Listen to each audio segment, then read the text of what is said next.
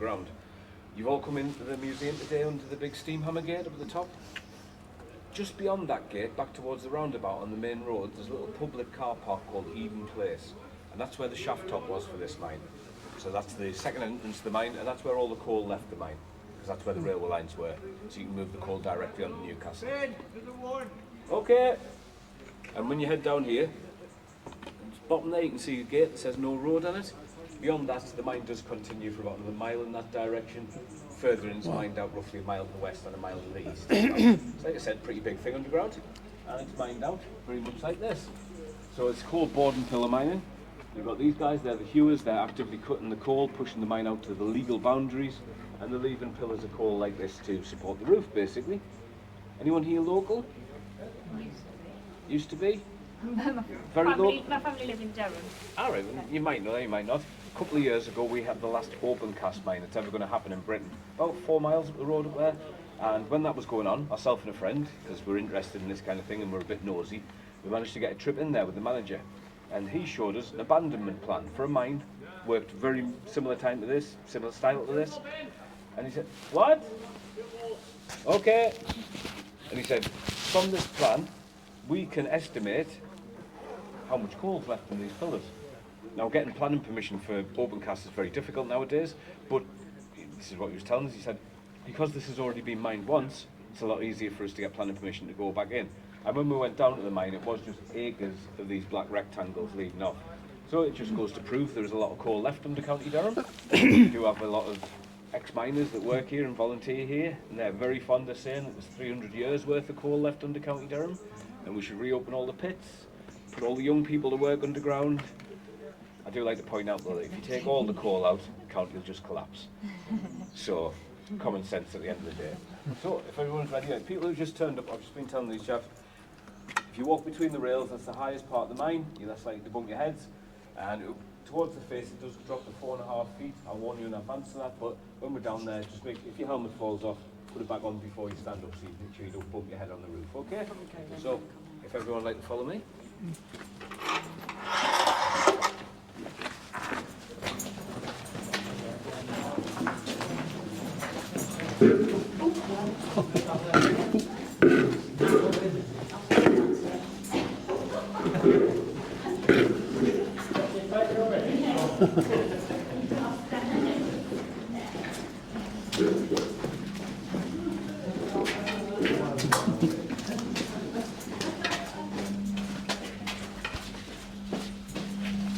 Right, what we'll try and do here is get a rough semicircle going on, so if you'll start about there for me. You don't have to go that far, just about here, that'd be brilliant. And so we'll try and get everyone grouped round. Still looks like from private jet.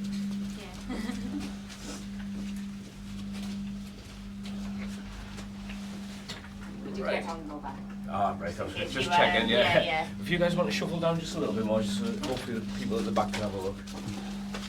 So we're in the coal seam now. Everything you can see at the back of there, that's unmined coal, still in situ.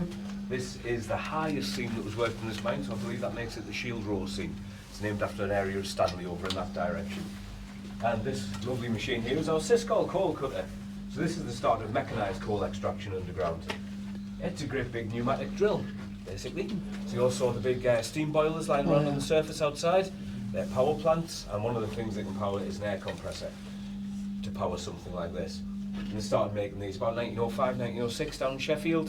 So by 1913 they're a bit more widespread. And you've all seen guys on roadworks using pneumatic drills nowadays. You know how loud they are when you drive past them in your car? This is a very primitive bit of kit, it's about 10 times louder. And those guys on the roadworks, they've got hard hats on like you're wearing, ear defenders, might have a dust mask as well, if it's really dry. Back in the day, miners' PPE is a flat cap. So there isn't any. In fact, there's no laws from the 1960s stating that miners had to be provided with safety equipment.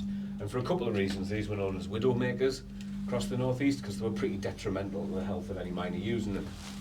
Now, you come down here, your shift's 8 hours long, and these things are chewing through the coal. They're producing clouds of black dust the entire time you're using it. The miners, no PPE, they breathe that dust in, and they got a condition they call black or dusty lung. In the modern medical terms, pneumoconiosis. So crippling lung problems, sadly a lot of them died from it. And the other thing is the noise. As I said, it's phenomenally loud. You're in a very confined space. Miners went deaf. Now, working underground, obviously, it's a dangerous environment to be in at the best of times. And if you've lost your hearing, it means you're not fully aware of what's going on around you. And you're going to miss out on the little warning noises you should be listening for. That can be as simple as someone shouting a warning to you, saying that there's a problem going on, or that they're going to do something potentially hazardous, like fire explosives. Could be a runaway tub on the tracks. Tubs at this point account for about 80% of accidents underground. And could be these things. So I worked in a mine until February of this year, and we still use softwood props underground. The reason for that is if the roof is on the move and it's bearing down on them, softwoods will creak and they'll groan as they deform before the snap or the split. So it's another audible warning you should be listening for. Again, you're using something like this, you miss out on it, makes your life a lot more dangerous. One thing I do like to get in on the tours now, because people used to ask us afterwards and say, you've just spent 15 minutes telling us how awful mining was, why did anyone want to come and do it? It's because it was well paid. The guy at the top of the pile, the mine owner, he's making a fortune off selling that stuff. If he's got no one here to cut it, because they're all off doing jobs elsewhere, he doesn't make any money. So he has to put incentives in place to draw people in to do this job. So you come down here, you have to be 14 and male to work underground, and it's all piecework down here. So it means you only get paid for the tubs of coal you bring out the mine. As a teenager, you'd be a putter. So that's moving tubs of coal around underground, either by hand or using a pony. Now, doing that, you could earn 30, 32 shillings a week. You're going to want to work your way up to being the guy cutting the coal. You could be a hero when you became 21. He can make 38 shillings a week. So the money's pretty good. And to put that in some kind of context, someone who is a well-educated professional at the time, like a school teacher, they're going to make about a flat rate of 28 shillings a week. So that's not bad. But on top of that, again, when you became when you reached the age of 21 rather, you were eligible for a pig cottage.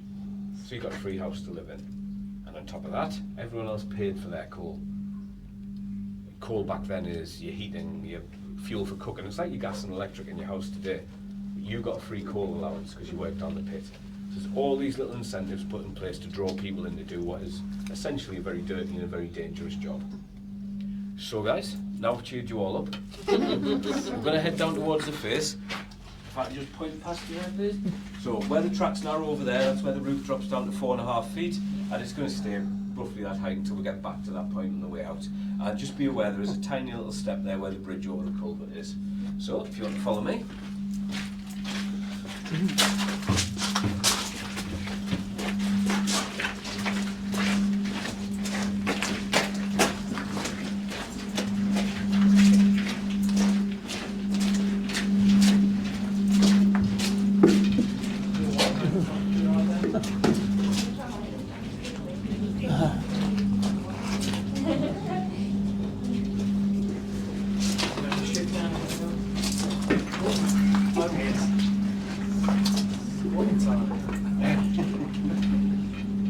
Right guys, people at the back, we can get people down this side as well over here if anyone wants to move across.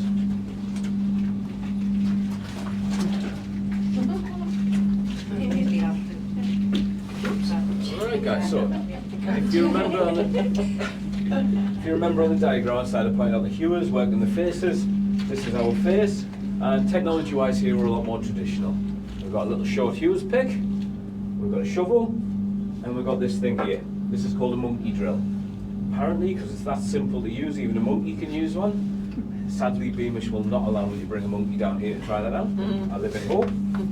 Process-wise, you're going to use your pick, you're going to undercut this face, right at floor level, right the way across, as deep in as you can. And you're going to try and square that out. Then, you're going to drill further up the face, and that's the holes for your explosives. The idea being that when you fire those explosives, this undercut gives the coal a path of least resistance. So it's going to be forced to move down and out here. At that point, you're going to want to fill your tubs like this one over here. So a full tub has to weigh 800 weight, and as a hewer, you're going to get paid 6p per tub. You're probably slightly overfilled. And you put it turns up, takes that tub away, then it'll bring you an empty one back, the process repeats itself. However, that tub goes through the mine, it goes up the shaft, and the first man at the top of the shaft who gets hold of it is called the weighman. He brings every tub out and onto a weigh bridge. And if that tub is under 800 weight, the hewer immediately gets fine thrubbins. Oh. So so you lose half your pay. The other thing the wayman will look for is stone, and if there's a lot of stone in the top of the tub, he'll pull it out. Any visible stone he'll pull out, weigh separately. If he gets up to 20 pounds of stone in his scales, you'll get fine threepence. So filling your tub here is a very, very important job, and you've got to be very careful about it. And this is your safety lamp, so this is your entire lighting for this whole job. If everyone's ready, these are your lighting conditions back in 1913.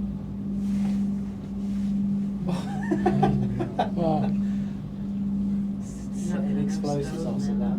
It's not great. I mean, I will say, if you leave it 5-10 minutes, you will get a bit more used to it, but it's not a great light. And if you were deaf from using a machine like the Syscall back there, this makes your life a lot more difficult and a lot more dangerous.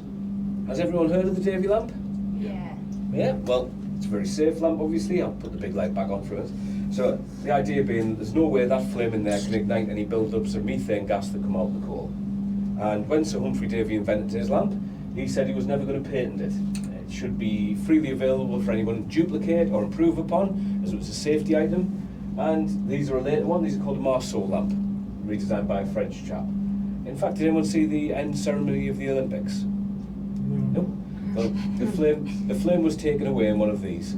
The last company that's still making these is called the Protector Lamp Company. I believe they're a French company, and they make the Olympic torches now, and they still make these. But one thing you might notice is this box on the side. Now that is a lock, and it stops the miners opening the lamps themselves. The reason for that is because people mess about with things, and it can be dangerous. Good example, 1909. These came in 1911, these lamps. 1909, not far from here, you got the West Stanley Pit disaster at the Burns Pit.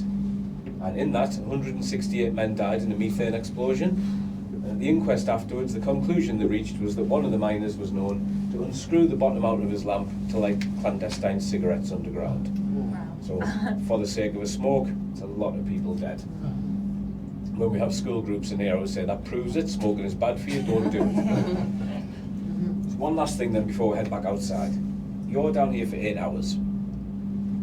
You can't leave here because you get paid per tub of coal. So if you leave here and wander off, you're not making any money. And you could be 1.5 miles underground.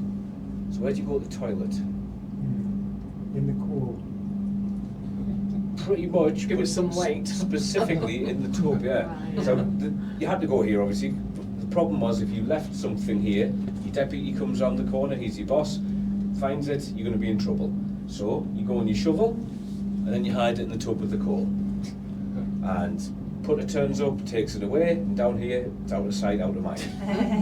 But that tub goes through the mine, it goes up the shaft, the weighman weighs it, and the next step is all the tubs get tipped on what are called the picking belts. And alongside the picking belts are a team of young lads and lasses from the age of 10 to 13 for lads, because 14 they should be coming down here, a bit older for the girls.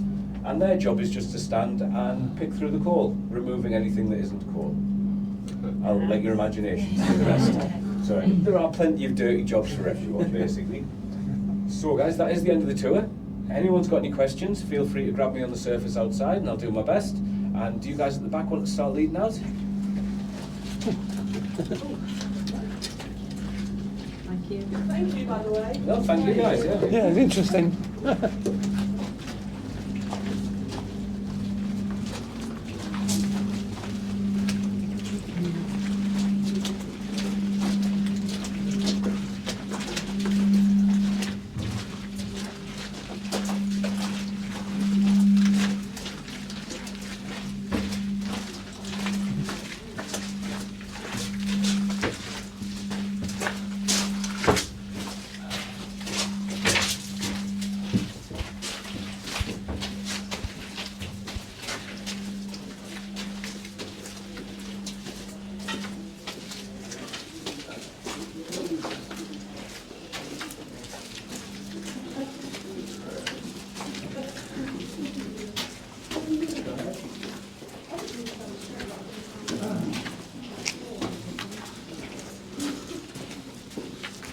Going up for a full shift? Oh, yeah.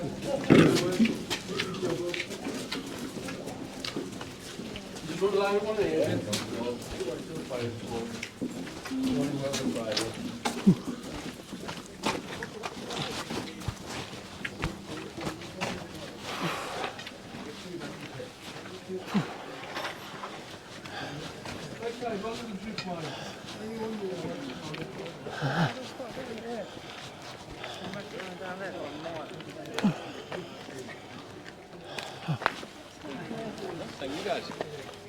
Thank you.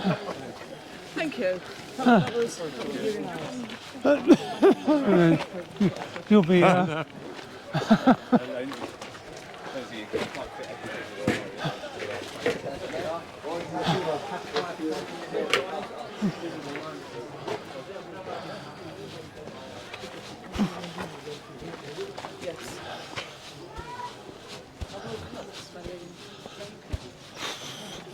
Well, here.